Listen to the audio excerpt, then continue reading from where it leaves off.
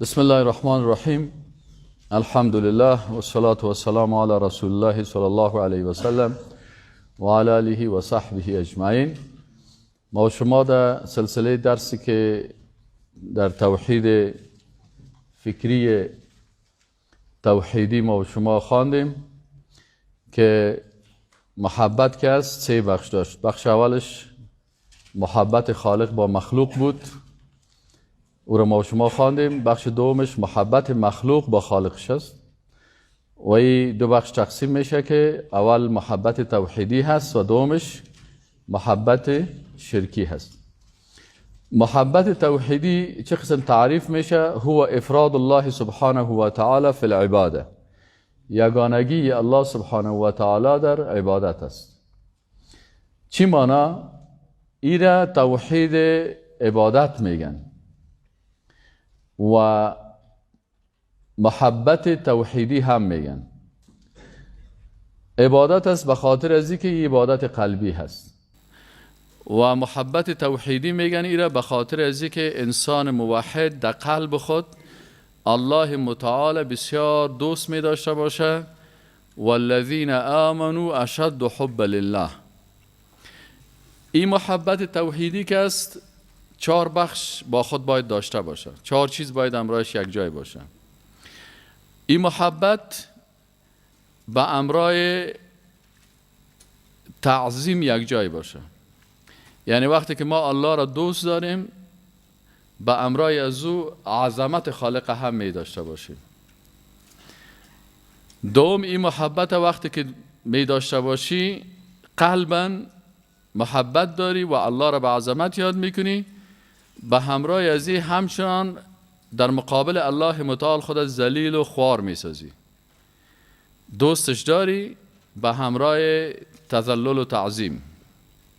همچنان الله متعال ما و شما دوست داریم، لکن این محبتی که با الله متعال ما و شما داریم به اساس رغبت و رهبت است، با خوف و رجا یک جای می باشه. پس محبت توحیدی کدام محبت است؟ محبت است که با خوف، رجا، تعظیم به الله متعال و اظهار ذلت و خواری به الله میشه. این محبت توحیدی میگه. ما الله متعال با قلب خود دوست داریم، در پالوی از اینکه دوست داریم برش بسیار عظمت هم قائل هستیم. چرا که در محبت های مخلوق هست یک کس را دوست داری باز او را بسیار تو که مذاق زیاد میکنی و بیادبی زیاد میکنه. بعضی کسا میگه دوستی که زیاد شد بازم چوکات ادب ختم میشه. اما در محبت الله باید انسان امو عظمت الله و بزرگی الله را در قلب خود داشته باشه. همچنان وقتی که ما الله متعال دوست داریم از الله میترسیم که اگر غلطی کنیم عدالت الله ما را میگیره. و همچنان وقتی الله را دوست داریم امیدوار هستیم به رحمت الله متعال. محبت با عظمت، محبت با خوف، محبت با امید، محبت با تذلل و عاجزی. این محبت توحیدی میگن که کل از این به الله بکنی. خب علامه ابن قیم رحمت الله علیه چی میگه؟ یک مثال بسیار خوبش میگه، رو حفظ کنین. میگه قلب انسان مسلمان یا خود انسان مسلمان مثل یک پرنده هست. این پرنده چه قسم پرنده است؟ میگه سرش محبت است، یک بالش خوف است، یک بالش رجا هست. یعنی قلب تو باید یک قسم باشه که در او همی سه چیز جای به جای شده باشه: محبت الله، خوف از الله و امید به الله. ارسیزی باشه. اگر یک بالش قطع کنی یا دیگه بالش قطع کنی پرنده پرواز کرده نمیتونه. اگر میخوای که قلب تو با خالق متعال پرواز بکنه و خالق متعال همیشه به یاد داشته باشه باید اینمی دو بالش باشه، خوف و رجا، و سرش باشه چی؟ محبت باشه. این محبت چی میگن؟ توحیدی میگن. والذین آمنوا اشد حب لله. ضد از یک از باز محبت شرکی هست. محبت شرکی چی هست؟ که به یک مخلوق امی محبت را که به الله میتی این محبت به مخلوق بتی. بت پرستا چی میکنن؟ اما بت خود بسیار محبت دارن، پیش بت خود ذلیل میسازن، از بت امید دارن و از بت میترسن. فهمیدین یعنی؟ قبر پرستا چی عادت داشتن در حبشه؟ قبر پرستای حبشه همی قسم بودن. پیش او قبر وقتی که میرفتن او قبر عظمت میدادن. از مسجد که ما و شما چقدر مسجد لوکس جور میکنیم، قبر پرستای حبشه قبر همی قسم جور میکردن. در مقابل مو قبر خود ذلیل میساختن، به امرای او محبت داشتن، به خاطر محبت اونمو صاحب قبر جنگ میکردن، از قبر میترسیدن و از او امید داشتن که برای ما دختر و بچه و فامیل اینطورا بته ماندن باشه. قاری صاحب یعنی قاری صاحب ها کلش عادت دارن ناوقت میان، ماشاءالله یازمی اول که در مدرسه میان عادت شون است ناوقت. فهمیدین؟ این حال از این خاطر همیشه من نمرای کسایی که ناوقت میه و را ما حفظ کردیم، خصوصا این قاری صاحبه و او قاری صاحبه. باز پارچه‌شان نشته میکنم در امتحان که به خاطر ناوقت آمدن 5 نمرهشان چی شد؟ کم شد. من خواهد استادایی نیستم که تو فکرم نباشه، من چشمم تازه اکثر سهل میکنه، اون نفر سهل دارم در یک جای شیشته چی میکنه در موبایل که خود فیسبوک میزنه، او را میفهمم. خیر است دیگه. گپ زره چی است؟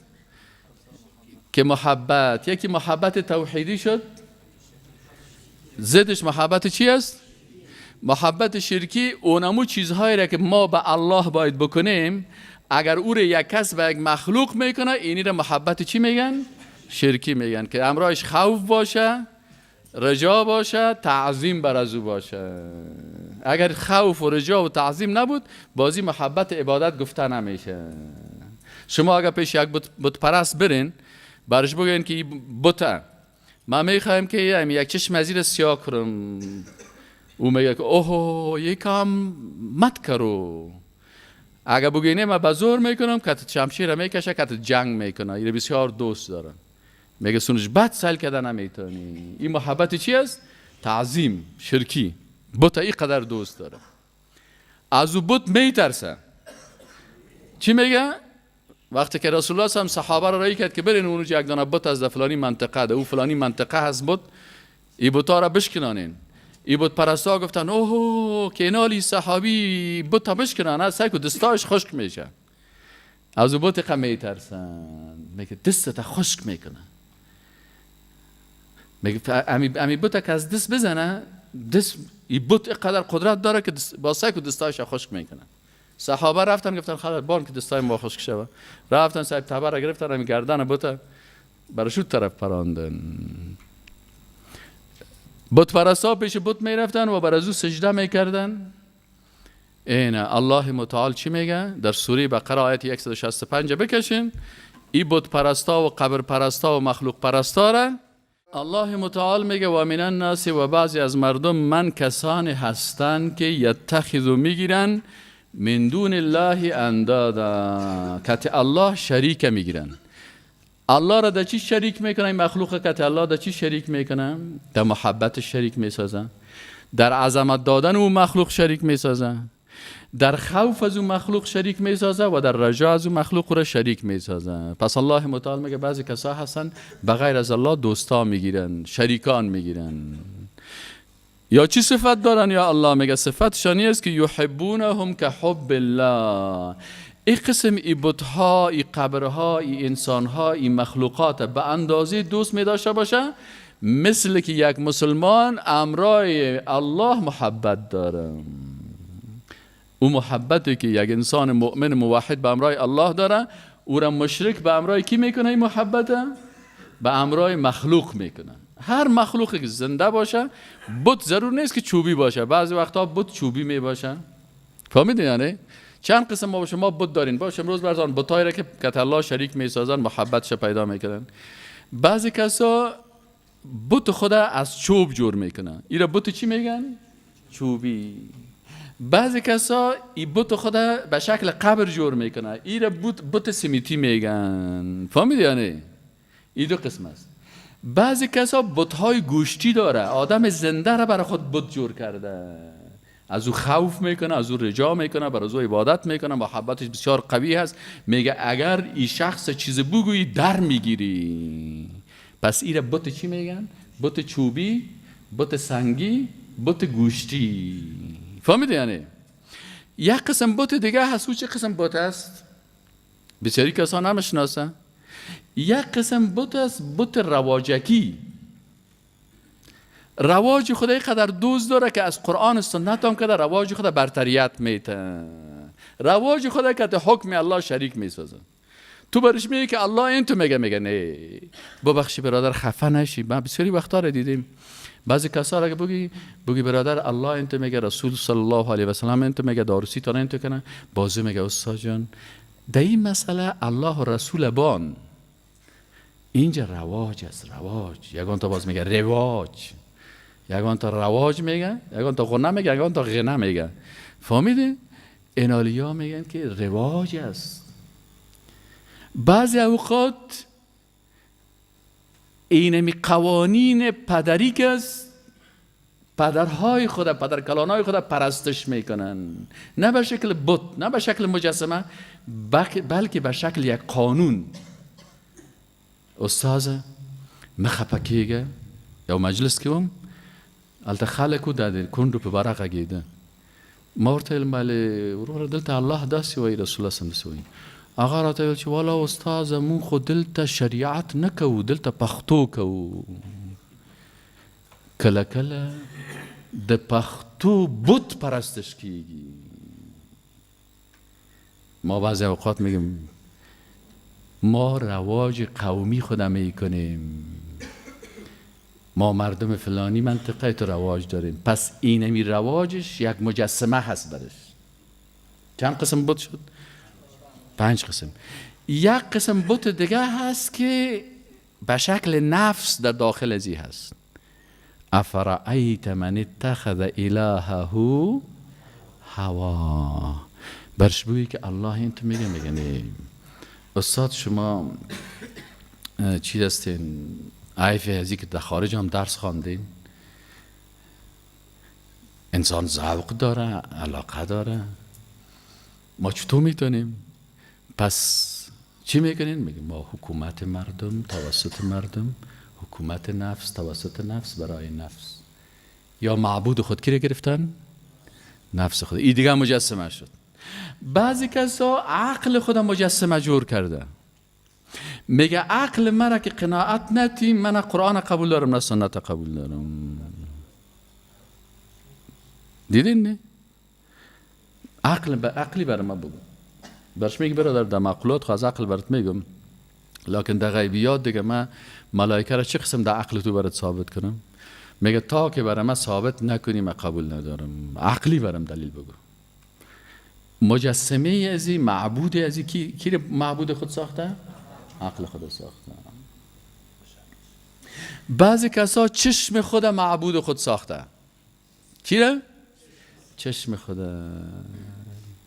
میگه تا ما یک چیزی را به چشم خود ندیدیم ما او را قبول ندارم. یا ماتریالیست هستن. حواسشان معبودشان است. چند قسم مجسمه شد؟ 8 قسم.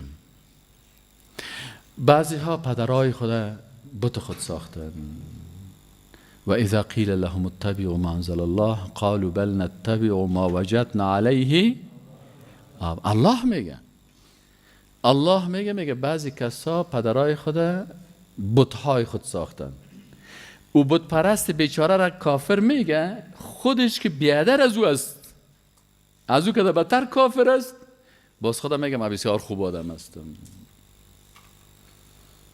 چرا الله میگه وقتی که برش بگی اطاعت از الله بکو، رای پدرایتان ترک نکنین فکرتان باشه جوانا. یگان بابا کار ندیدین، یگان کاکا کاره. رای پدرایتان دپلارون و لاری خوشی نکی، ولی کپلار دی هر شیو. مثلا یک نفر پدرش کمونیست است، وطن فروش. بسیاری جوان است پدرایشان کمونیست شده، بچهش دیندار است.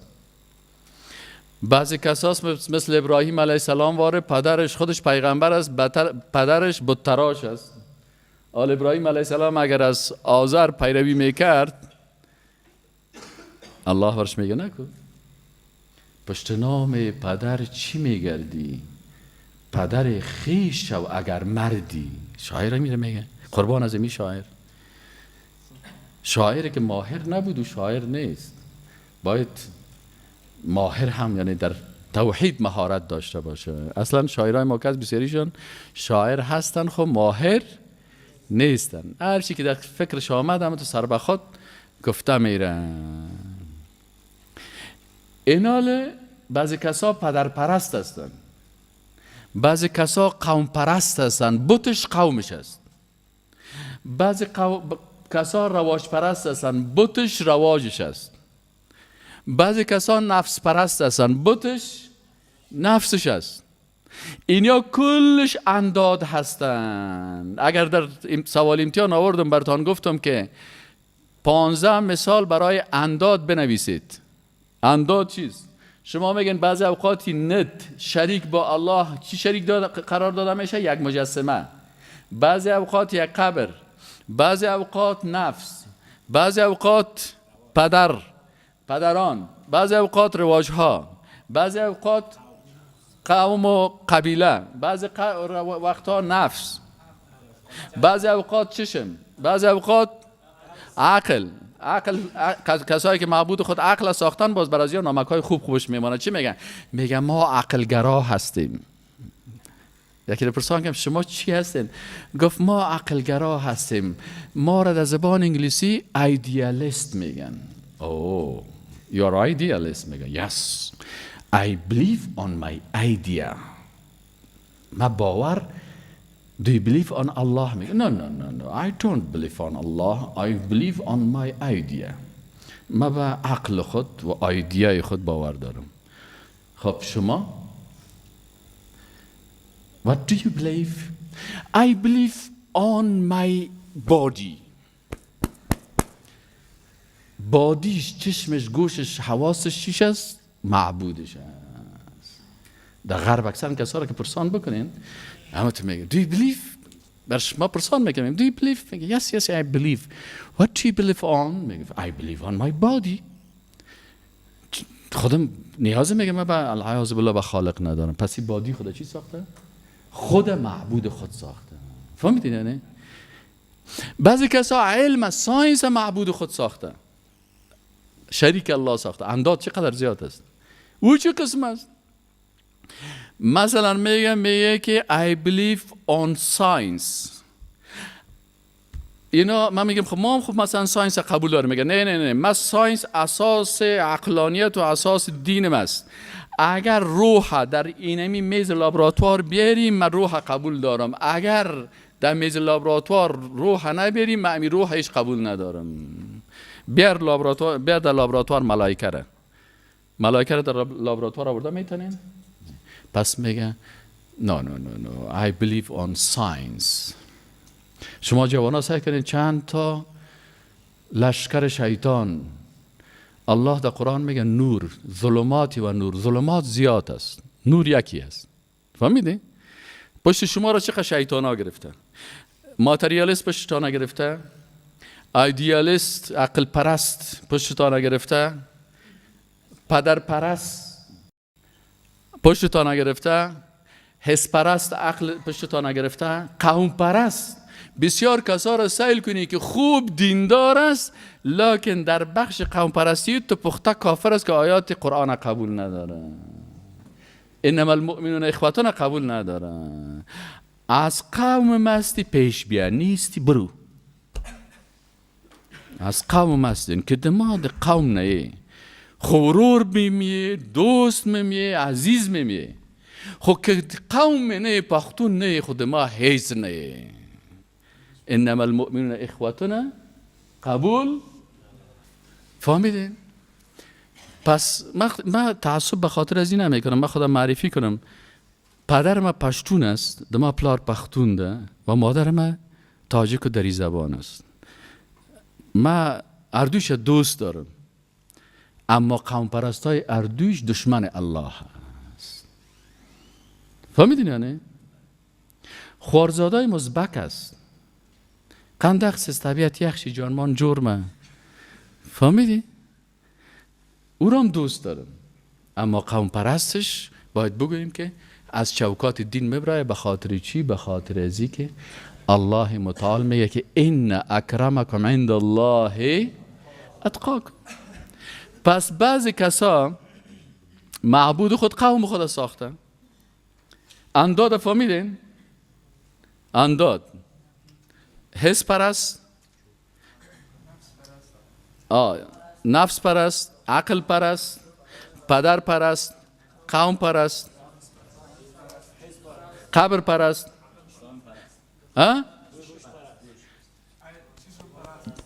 نفس پرست، بادی پرست. اینیا کلش آفرین ساینس پرست، آفرین رواج پرست، چی؟ قوم پرست. اینیا کلش بت‌های هستن که مردم اینا را چی میکنن؟ عبادت میکنن. بت پرست. و من الناس، و بعضی از مردمان من کسایی هستن یتخذو که میگیرن من دون الله بغیر از الله اندادن شریکا را میگیرن. کی را میگیرن؟ شریکا را میگیرن. خواهی شریک حس خدا گرفته باشه، خواه عقل خدا گرفته باشه، خواه نفس خدا گرفته باشه، خواهی شریک. بعضی کسا پادشاه ها را شریک الله میگیرن. فرعون میگفت انا ربکم الاعلی، پادشاه بود. وقتی که قانون از او را قبول کردی پس این پادشاه پرست است. بعضی کسا میگه شریعت برای ما پارلمان تعیین کنه، پارلمان تعیین کنه که شراب حلال است یا حرام. اینجا بت از یا پارلمان است. فهمیدین؟ حاکمیت الله را بر از اونا میدن. پس بعضی کسا فیلسوف پرست است، میگه چیزی که فلسفه میگه اونمو درست است. فیلسوفا 98% فیلسوفا کافر است. حتی فیلسوفای اسلامی هم که است یا هم در ایمانشان شک است. ابن سینا و ابن چطورکایی و فلانی که میگه این چیزی کلش متاثر هستن به مو اندیشه عقل پرستی ارسطویی. فهمیدی؟ یک قسم پرستا که افغانستان است، در دیگه کشورها و قدر نیست، در اینجا زیاد است، شاعر پرست. فهمیدی؟ یا شاعر که الله شریک می سازن. وقتی که برشان بگی آیت قرآن این تو میگه، میگه نه شاعر این تو میگه. فهمیدی؟ شاعر میگه. الله متعال میگه ما بر انسان ها اختیار دادیم. صحیح نه؟ بر انسان ها اختیار دادیم. انا هدیناه السبیل، ما برش راه حق نشان دادیم. باز برش اختیار دادیم که شاکر میشه یا کفور میشه. حافظ شیرازی چی میگه؟ میگه در کوی نیکنامی ما را گذر ندادند، گر تو نمیپسندی تغییر دی قضا را. یک تعداد مردم بودن به نام قدریه و جبریه و میگه ما مجبور هستیم. چه قسم مجبور هستیم؟ میگه ما هیچ اختیار نداریم. این کار الله هست، تر مسلمان پیدا کرد و دیگر کافر پیدا کرد. او برادر الله خو اختیار داده. میگه نه در کوی نیکنامی ما را گذر. من نمیخواستم شراب بخورم لکن من نمیخواستم شرابی جور کرده. العیاذ بالله. کی کرده؟ العیاذ بالله. سر خالق متعال تهمت میکنن. اینه میره از کجا گرفتن؟ قرآن خو ماندن. قرآن سر دروازه ماندن. میگه من قربان سر دروازه میشم. چرا قربان سر دروازه میشی؟ به خاطر که سر دروازه قرآن شریف ماندیم، از زیر قرآن تیر میشیم اما قرآن رو نمیخوانیم. اما وقت ضرورت شب چی میخونه؟ شعر میخونه. این انداد شاعرها هم میشه. کتزوا که گپ بزنی برات میگه. یک روز یک کس مرستاد که مر میگه استاد شما به شاعرها هیچ باور ندارین؟ ما گفتم نه، ما به شاعرها من حیث یک مخلوق غیر معصوم باور داریم. مخلوق است و معصوم نیست.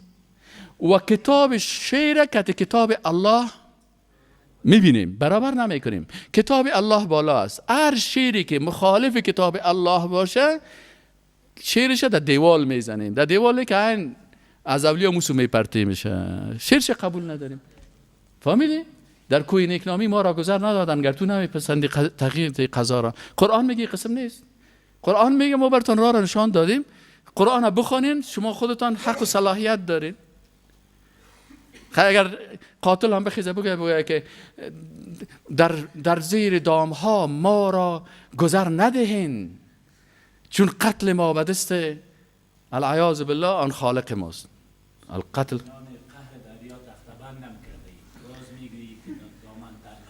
یعنی العیاذ بالله الله را میگه مرا خوب دریا بردی، خوب غرق مام کردی، باز برای من میگی دامنت تر.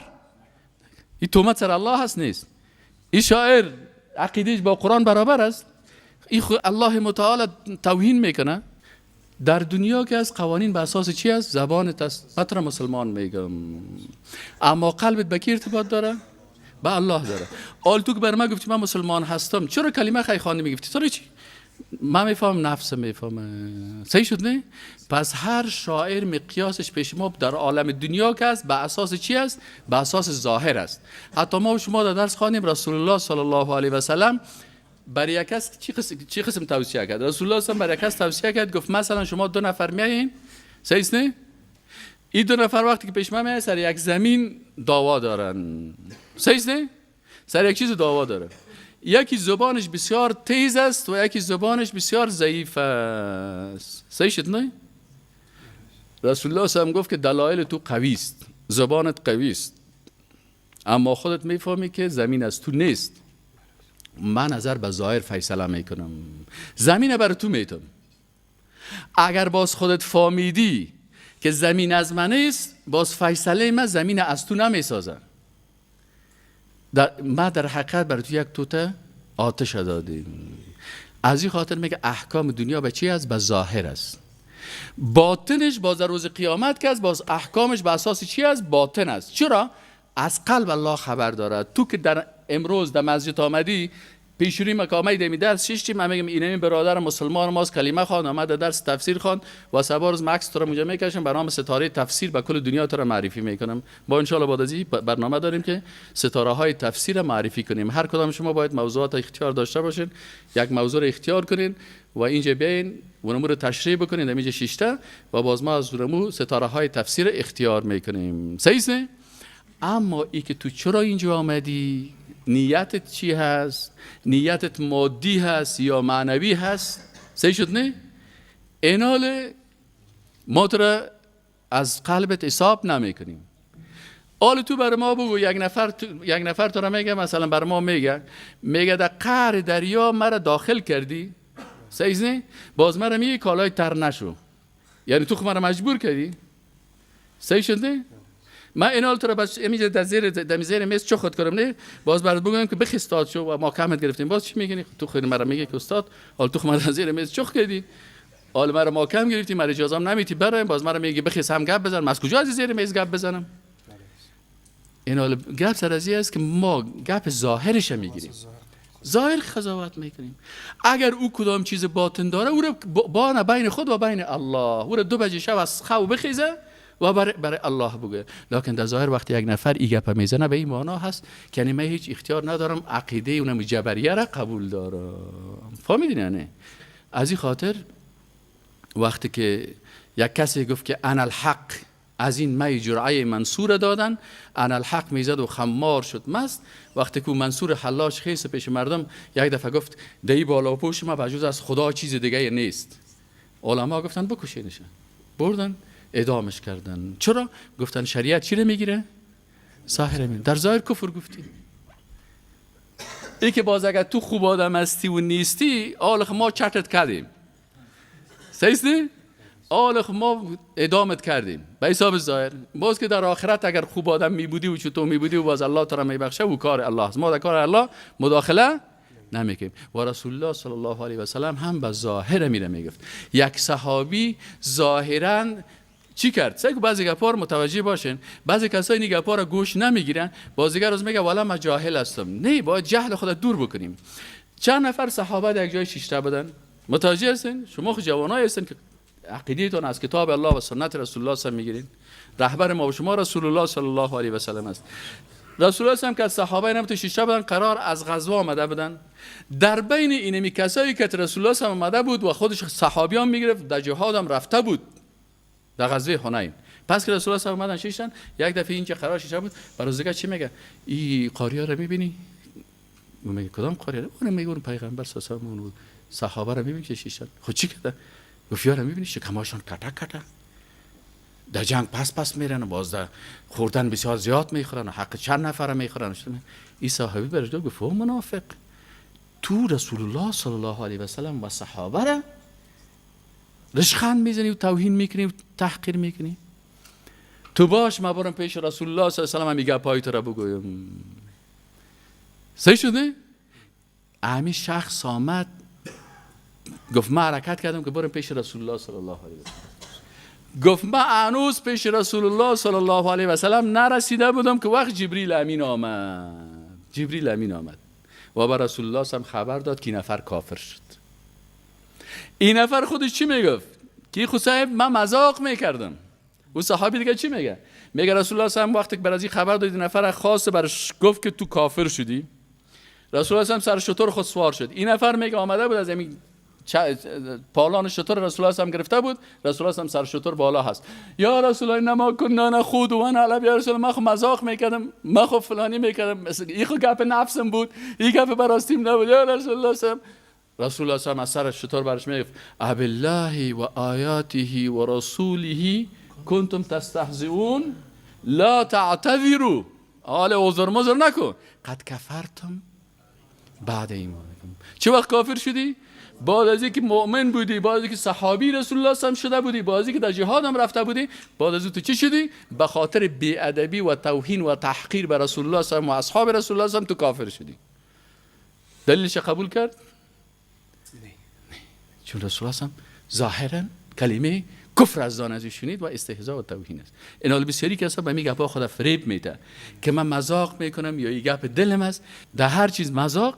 اما مثال چطور است؟ تو دیگه حالا بیایی بگیم بابا جانی چطور است لیشکت؟ پس که بچه دستت میگه تو حالا کل چیز مذاق حالا آمدی داری شما دستم دراز میکنی. حتی علما میگه در بعض مسائل است که اونجا گپ دلم قبول نیست. در ظاهر مثلا خانمت در دلت نمیخوای طلاق بدی، لکن ظاهرا در زبانت میگی انت طالقون. علما میگه طلاق شو سرت. میگه نه من مذاق کردم. میگه اینجا مذاق ثلاث جدهن جد و هزلهن جد. دستی چیز اگر به مذاق هم بگویی واقع میشه، اگر به مذاق نگویم جدی هم باشی واقع میشه. یک دختر خودت میگه تو برش میگی مرا میگیری؟ ما هم ششتیم چند نفر دیگه. و دختر میگه میگیرم تا. پس آن دختر میگه نه دختر جان الحمدلله رب العالمین دست شدایست میده. میگه ببرش خانه. تو میگه نه من مذاق کردم. ما میگیم نه بی جان، در هر چیز مذاق، در شوی کردن هم مذاق. فهمیدین؟ مفت کلازی صاحب زن شدی. در اینجا مذاق چی است؟ و در مسائل اعتقادی خو هیچ مذاق و ایگپا و چیزا نمیچله. در اینجا چی است؟ جدی هست. اگر کسی بیادبی میکنه قد کفرتم بعد ایمانکم. گپ سرزی است که الشعر کلام صحیحه صحیح و سقیمه سقیم. این خلاصه فیصله هست درباره شعر. میگه شعر مثل یک سخنوار است. صحیحش صحیح است، غلطش غلط است. حالا مثلا وقتی که من گپ میزنم، گپای خوب من بگیرین، گپای خراب من رد کنین. به این معنی نیست که وقتی من یک کتاب نوشته کردم شما بگیم والا من همین کتابی که تو نوشته کردی کل ازی است. بسیاری وقتا سر کتاب من همینجا همین درسای شما را که به شکل کتاب جور کردم، همینجا 5 نفر برادران آمدن غلطیای من را نگرفتن، گفتن استاد اینجا این جمله را غلط گفتی، استاد اینجا کلمه است پیشت مانده، این استاد فلانی هست. شعرها می قسم است، شاعرها هم می قسم است. افراد در مورد شاعرها اینی حرام است. یک شاعر آمد پیش رسول الله صلی الله علیه و سلم، حتی رسول الله هم نقد میکرد شعر. کسایی که شعر بت و شعرهای کفری و شعرها چیزا میگه یارا منع کرد، گفت حرام است. کس حق نداره که بخواد در شعر خود غزل بگوید که توصیف دخترها را بکنه و توصیف عجیب و غریبی گپا. این شعرها حرام است. بعضی ها شعرها بود. یک کتاب از نام کتاب الاصنام شما بخوانید، در توصیف بت‌ها هست. شعری که برای بت سراییده میشه، این کتاب الاصنام شعر نیست، لکن توصیف بت‌ها را میکنن. باز شاعرها میخیسن همین توصیف بت‌ها را در قالب شعر میگفتن، گفتن این کفر است. بالاخره رسول الله صلی الله علیه و حتی یک شاعر آمد به رسول الله صلی الله علیه و گفت ان الرسول لنور یستضاء به مهند من سیوف الهند مسلول. آمد پیش روی رسول الله صلی الله علیه و شعر گفت به رسول الله صلی الله علیه و یک شعر از به نام خوب، یک شعر از کدام روز باشه من قصیده شبیه براتون بخوانم، بسیار جالب است. خب این میای پیش رسول الله صلی الله علیه و یک قصیده را یک کس میگه، وقتی که میرسه به رسول الله صلی الله علیه و میگه که ان الرسول لنور یستضاء به، میگه رسول الله صلی الله علیه و یک نور از روشنایی هست، چراغ روشن و مثل آفتاب است که مردم از این روشنی را میگیرن. مهند من سیوف الهند مسنون، گفت اوتو مثل یک شمشیر کشیده از شمشیرهای هند است. رسول الله صلی الله علیه و گفت که برادر امی جمله تا جور کن، نگو مرا شمشیر هندی نگو، بگو مهند من سیوف الله، مرا شمشیر از شمشیرهای الله هستم. یعنی دخترکا پیش رسول الله صلی الله علیه و بعضی ابیات را از چیز میخواندن، حماسی. رسول الله صلی الله علیه و به دخترکا گفت، یک دفعه دخترها گفتن که و فینا رسول یعلم ما فی غد، گفت در بین ما رسول هست که آنچه که صبا میشه از او با خبر است. رسول الله صلی الله علیه و گفت نه گپ نزنین، اما شعرهای حماسی خودتان بخوانین، لکن این قسمی نگوین چرا این در عقیده چی است، ناروا هست، من غیب فردا را نمیفهمم. پس در اسلوب خوبی در قسمت شعر و ادبی است که ما افراط و تفرید نکنیم. بعضی کسا شاعرها را به نام شاعر کلش بد میگن، این هم غلط است. اگر شاعرها را کلش بد بگی، خب پس تو شاعرای موحد و یکتا پرستی که شاعرای رسول الله صلی الله علیه و آله بد گفتی، صحابه را بد گفتی، این هم غلط است. و بعضی کسا است که شاعرها را بیخی افراط میکنن که حتی بر از اونا عصمت پیغمبر میتن و زبانش زبان غیب میگن، یعنی العیاذ بالله این دیگه به حساب از مخلوقگری میکشن، یا رتبهش مثل پیغمبر که هیچ غلطی نمیکنه. حتی پیغمبر صلی الله علیه و سلم در مسائل دنیایی وقتی که یک گپ را میزد، صحابه پرسان میکردن، میگفتن یا رسول الله امی تصمیمی که خودت گرفتی اینی میگی، مثلا در غزوه بدر شما سیرت میخوانین، آمدن برش گفتن یا رسول الله خودت اینی قسمت امی جای گرفتی. یک نفر از نگاه نظامی بسیار قوی بود، گفت امیر خودت رسول الله اختیار کردی، آیا این برات وحی شده یا اختیار خودت است؟ رسول الله چون صحابه میفهمیدن که وقتی بر پیغمبر وحی میشه از جانب الله هست، وحی از دیگه گپ نمیزنی. اگر وحی شبه که خودت در چام پرتو، خدا در چاه میپرتیم، در آتش خدا پرتو میمه. اما اگر تصمیم شخصی خودت است، رسول الله برای صحابی گفت نه این جای ما خودم اجتهاد کردیم. رسول صحابی برای گفت یا رسول الله این جای مناسب برای جنگ نیست، غزوه بدر شما بخوانین. باز رسول الله اون جای تغییر میدن. یک وقتی در قسمت زراعت مردم میرفتن همین خرما را مثل که حال چی میکنن، نیال بوری میکنن، شاخچه بوری میگن، چی میگن، این قسم میکنن. رسول الله گفت همین کارا نکنین، امو را که نکردن یا چیز شدن، امو سال حاصلاتش خوبش نبود. رسول الله برشان گفت که در مسائل تخصصی مسلکی مثل باغبانی و این قیچی کردن گپا از مکه شما چی کردن خوبتر میفهمین. من خو در مسائل دینی وقتی که برام وحی میاد از شما کدا برتریت دارم، اما در مسائل دنیایی بسیاری وقتا شما از مکه، مثلا من کامپیوترم خراب میشه، در کامپیوتر از مکه خود به جوانایی که کامپیوتر ساز تخوانن یا خوب هستن، بسیاری وقتا کامپیوترم خراب میشه، من میبرم پیش از جوانا میگم همین کامپیوتر مرا جور کنین، این اولا ویروس زدش یا خراب است. پس انسان نباید افراط و تفرید بکنه. اگر زشتی های کلام یک شاعر که کلام های غلط را میگه، یا خودت مسلمان شو یا مرا نصارا کن، میگه نمیگه شاعر امی کلام کفری هست. اگر امی کلام بر از امو شاعر بیچاره در وقتش علمایش میگفت، شعر خود جور میکرد، برش میگه والله این کلامت کفری هست. قاری سر بعضی اوقات ترانه میخونه، شعر که پیش من میره خودش هم شاعر از یگان شعر رو جور میکنه. وقتی که میاد موتر کشیشته باشیم، باز برام میگه استاد اینی شعر فلانی نفر گفته، باز من میگم صاحب این شعر مثلا 5 دانه شرک است. باز جور میکنیم، بازم کلمه را تغییر میده. بسیاری وقتا اصطلاحات کلمات است که ما برای الله گفتن نمیتونیم. متوجه هستین؟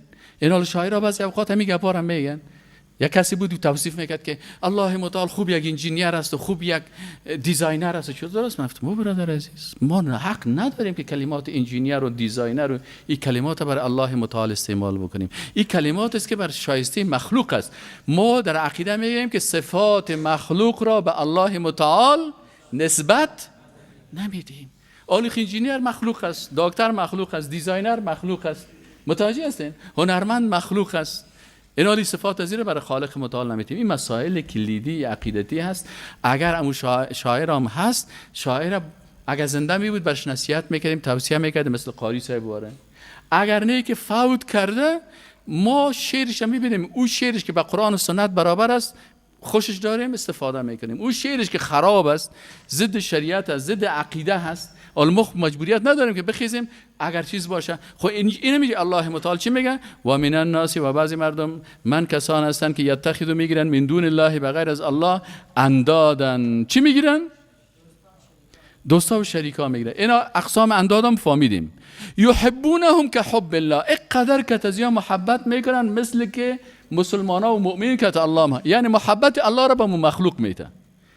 نه دیگه که دوباره زو گپ زدن نمیتونم، از دفاع میکنم، اگر گپ زدی باز کت جنگ میکنم، رابطه ما قطع میکنم. اینه می دیگه گرفتن انداد شد.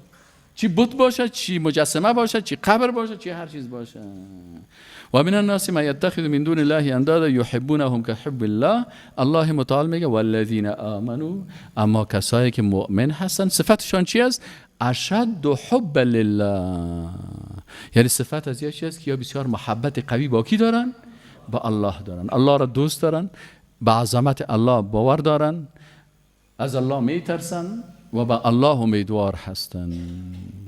ولو یرى الذین ظلموا، و اگر ببینن کسانی که ظلم میکنن. کدام مردم ظلم میکنن؟ کسانی که امرای الله، اینمی 15 چیزی که ما و شما گفتیم میره شریک میسازن. فهمیدین یعنی؟ کسی که این 15 چیز به امرای الله شریک میسازه، یار الله ظالم گفته. میگه اگر باز ببینن کسایی که ظلم کردن، اذ در هنگامی که یرون العذاب، عذاب میبینن، ان القوة لله جمیعا، میبینن که تمام قوت و قدرت از کی هست؟ از الله هست. نه بتی قوت و قدرت داره، نه صاحب قبر ای قوت و قدرت داره، نه ملائکه ای قوت و قدرت داره، نه جن ای قوت و قدرت داره. خب بخش سوم برادرای محترم که امیر خلاص کنیم بخیر. بخش سوم محبت مخلوق با چی بود؟ با مخلوقی چند قسم داشت؟ آفرین، ما شما روز پنجشنبه زیاد تکرار کردیم. یکی محبت به خاطر کی بود؟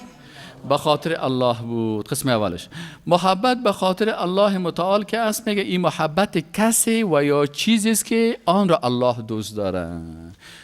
محبت فی الله چه وقت میشه؟ که تو به همراه یک کس یا یک چیز به خاطر چی؟ به خاطر الله محبت میکنی. مثلا اول محبت اولیاء الله، ما پیغمبرا را، نبیین، صدیقین، شهدا، صالحین، اولیاء الله را کلشان دوست داریم. علمای اسلام دوست داریم، موحدین دوست داریم. به خاطر چی دوست داریم؟ به خاطر که الله اونا را دوست داره. این محبت به چی است؟ محبت فی الله شد. این حال مثلا همیشه مسلمان‌ها یکی دیگه خدا میگه احبک فی الله، من تو را دوست دارم. به چی؟ به خاطر الله. اینه رسول الله صلی الله علیه و میگه ثلاث من کن فیه وجد حلاوت الایمان. میگه ایمان کسی یک لذت داره. چه وقت لذت ایمان پیدا میکنیم؟ ان یکون الله و رسوله احب الیه مما سواهما، که الله و رسول از دیگرها که برش بسیار محبوب باشه. پس ما الله را به خاطر خودش دوست داریم و رسول الله صلی الله علیه و سلم به خاطر الله دوست داریم که رسول الله هست. الله بر ما معرفیش کرده و تمام پیغمبرایی را که بر ما در قرآن عظیمشان معرفی کرده کلش دوست دارین. موسی علیه السلام، عیسی علیه السلام، ابراهیم علیه السلام. چرا؟ به خاطر که اینا دوستای الله بودن. این می قسم نبیین، صدیقین، شهدا و صالحین کلشان می قسم است. خب رسول الله صلی الله علیه و میگه که لا یؤمن احدکم حتی اکون احب الیه من ولده و والده و الناس اجمعین.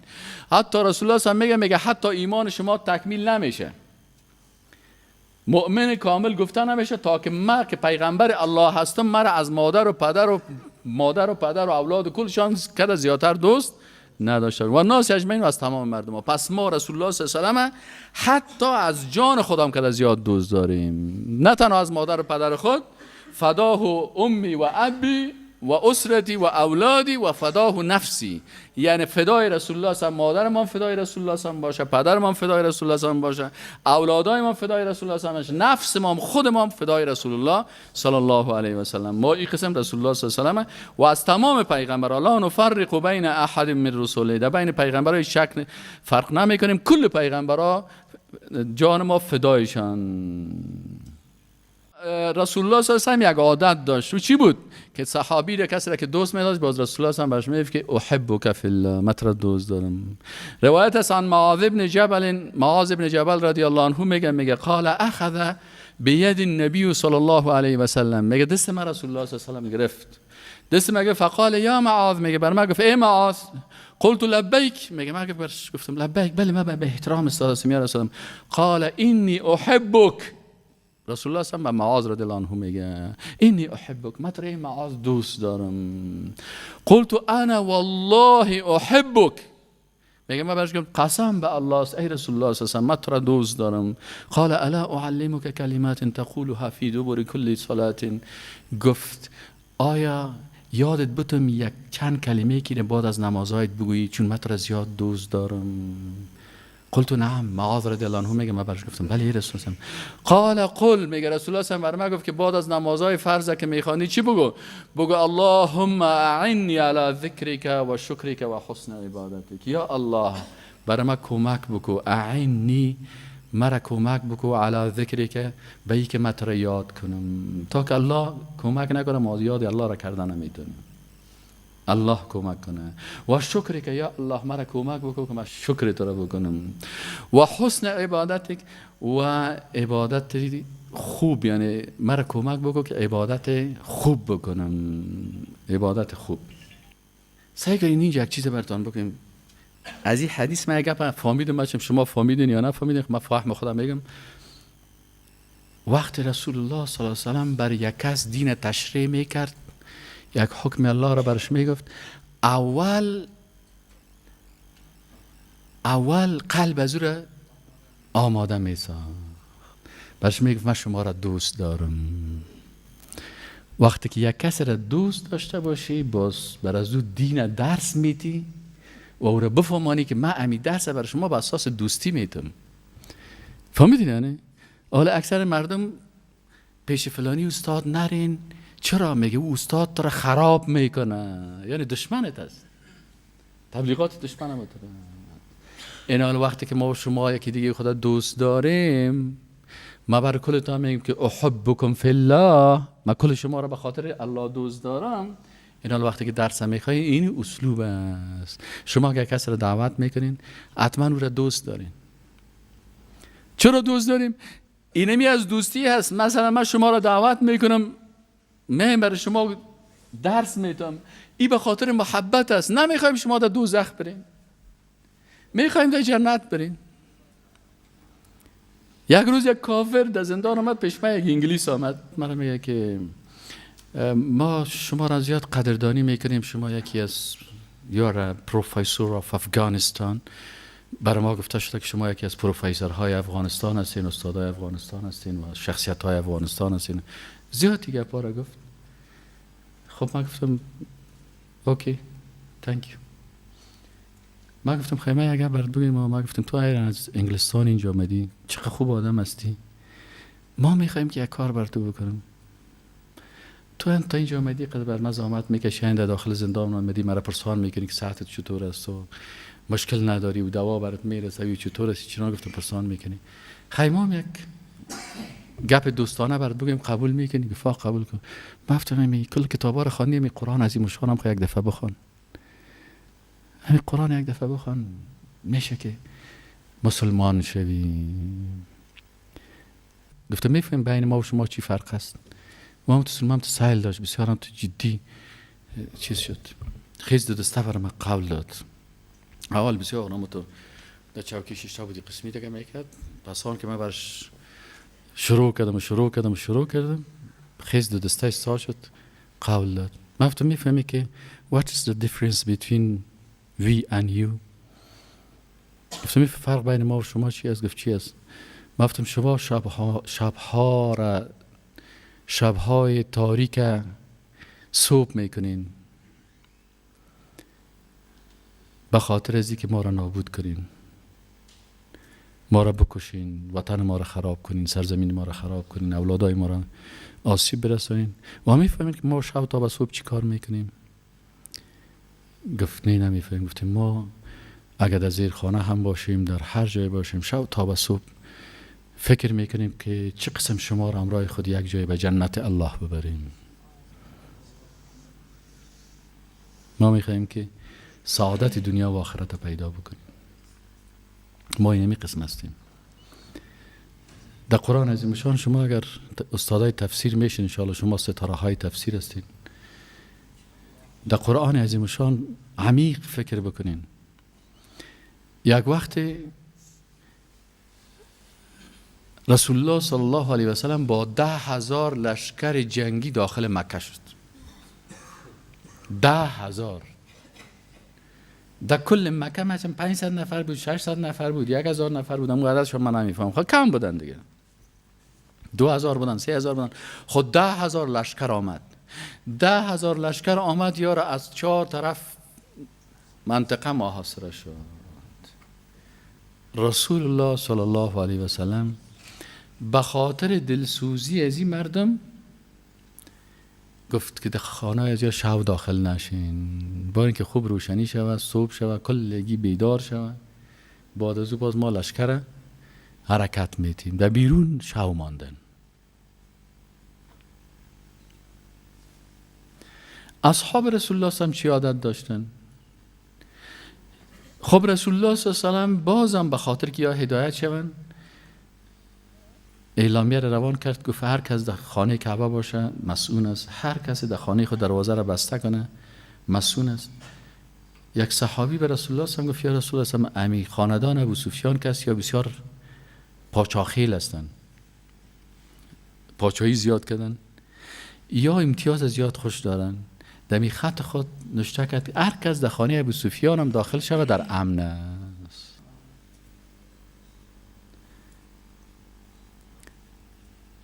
مردم رفتن دروازه خانه را بسته کردن.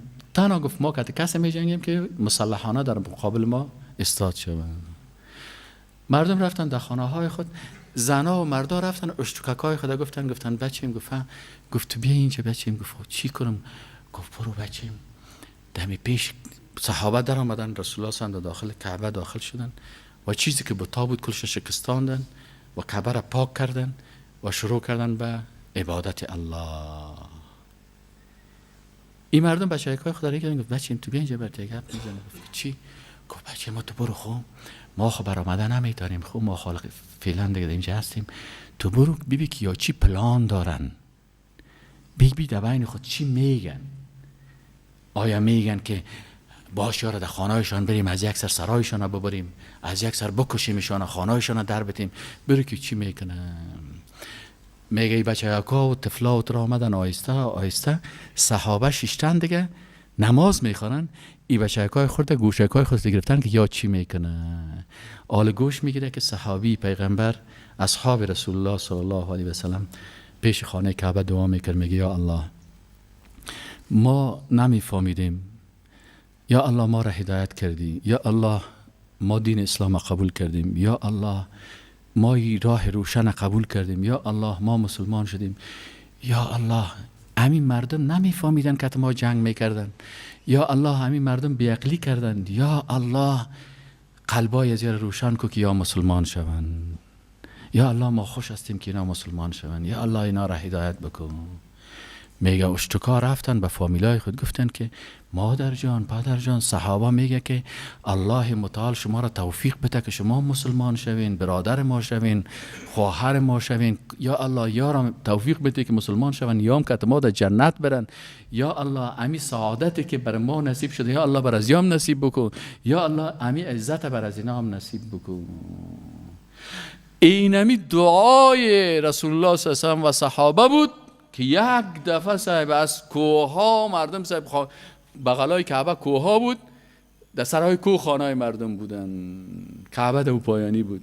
اذا جاء نصر الله والفتح ورأيت الناس يدخلون في دين الله افواجا. قولا بود، از هر قول سیل میکرد. مردمای کوهستان که اگر رفته باشینه در منطقه های اطراف وقتی که میری در بین قولا راست، این قول فلانی است، این قول بچه فلانی است، این قول کاکا فلانی است. از هر قول سه اما تو اصحاب مردم تا شده میرن، اما تو خیل خیل از این خانه های خود از او قول از او قول از او قول بین کوه که فاصله است میره قول میگن با پختو که ورته خوار وای خوار. از این بین از این قولا و در خوار لمایز نه و رأیت الناس يدخلون فی دین الله افواجا. یک دفعه دروازه باز شد، صاحب زنا و مردا و ترا کلگی میان چی میکنن. حتی امو سرسختترین دشمن رسول الله صلی الله علیه و سلم هند است، روی خدا پت کرده آمده اونجا استاد است. رسول الله صلی عادت داشت که زن نامحرم دست نمیداد. فهمیدین؟ این کسایی که زنای نامحرم دست میده و بازش تکان میده، این در منهج رسول الله صلی الله علیه و سلم نیست. فهمیدین؟ رسول الله صلی الله علیه و سلم از مردها که مردا با دست بیعت میکرد و همراه خانم ها با زبان. هند آمد بالا سر رسول الله صلی الله علیه و سلم استاد شد. این خود که صاحب جیگر هم کشیده است. گفت که من میگم لا اله الا الله. رسول الله صلی الله علیه و سلم گفت صحیح است. صحیح است. این دین الله است. فهمیدین؟ این حال رسول الله صلی الله علیه و سلم بر معاذ چی میگه که یا معاذ، ای معاذ، قلت لبیک یا رسول الله قال انی احبک. اگر ما شما می قسم مثل رسول الله صلی الله علیه و سلم دعوت بکنیم کل دنیا مسلمان میشه. ما و شما یک نفر اول خوب لغت مال میکنیم، خوب که دلش سیاه کردیم باز میگیم بیا نماز بخوان. حالاش میگیم که تو مشرک و تو بیدین و تو چطور رکایی خوب بره باز. نه رسول الله هم بر مردم باید چی بگه؟ اینی احبک، من تو را دوست دارم. معاذ رضی الله عنه چی میگه؟ و انا سیگو با صحابه چی با ادب است. با صحابی چی میگه؟ این قسم هم میخوره میگه انا والله احبک. ای رسول الله صلی قسم به الله هست که ما تو را دوست دارم. بازی برش میگه که دوباره یاد بگه الله معینی الله ذکرک و شکرک.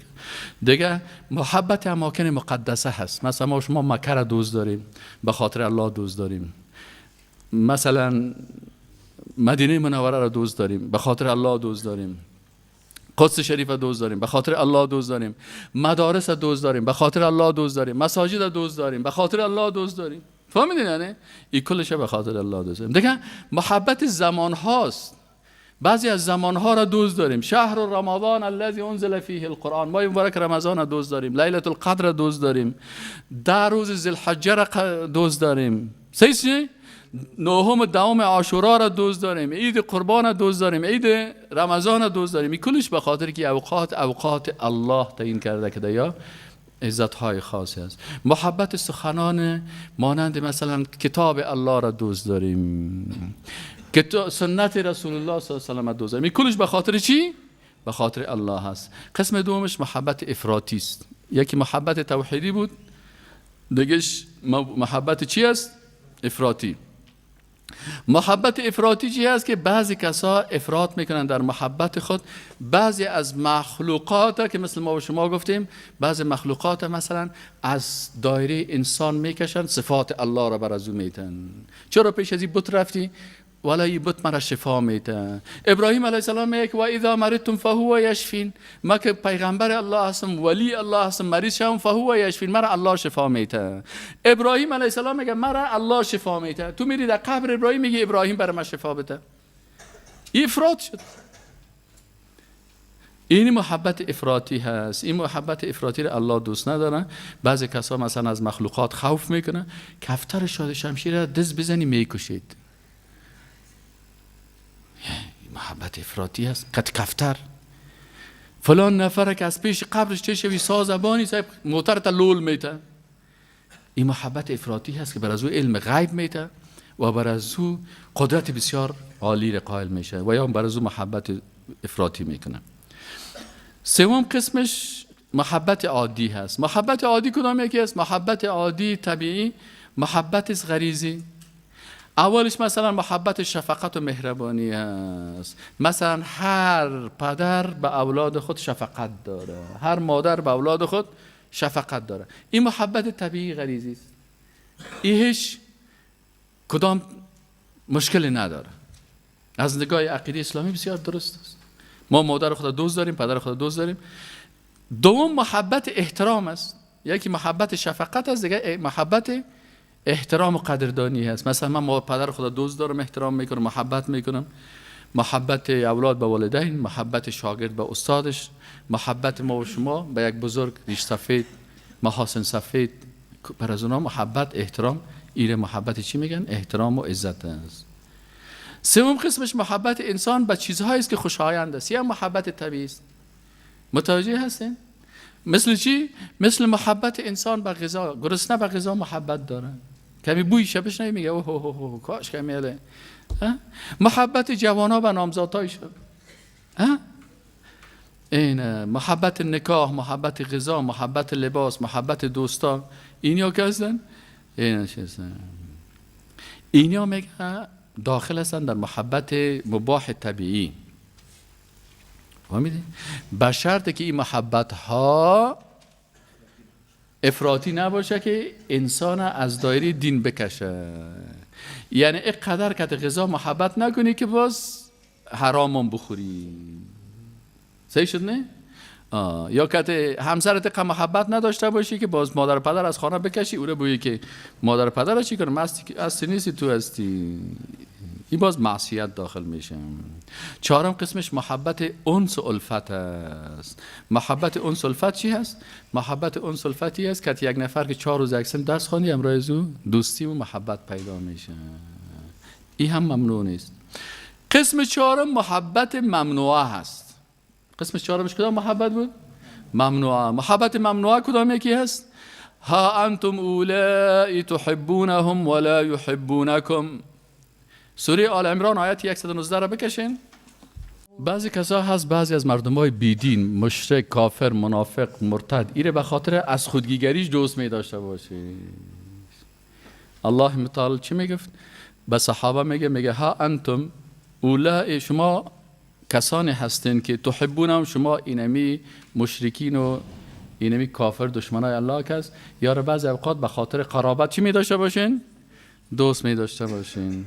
لکن الله متعال از قلبشان با خبر است، خبر میده بر از چی میگه؟ میگه ولا یحبونکم، لکن اونا شما را دوست ندارن.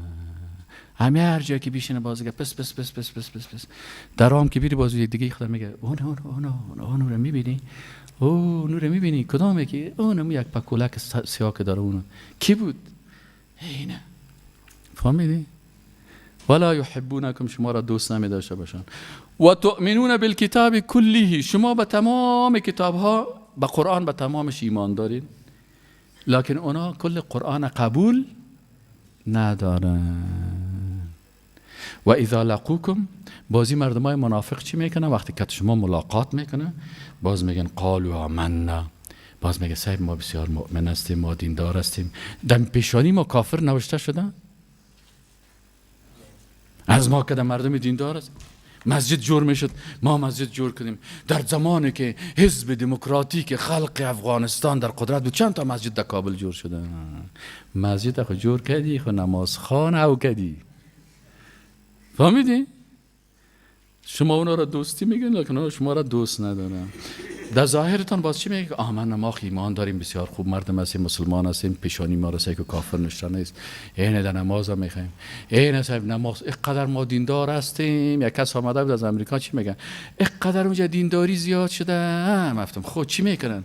اینه مثلا خط نسوری کلگی میکنن دیگه، اینی الوا هر وقت پخته میکنن، شوله را هیچ فراموش نمیکنیم. این دین از یا کلش چی هست؟ این دیگه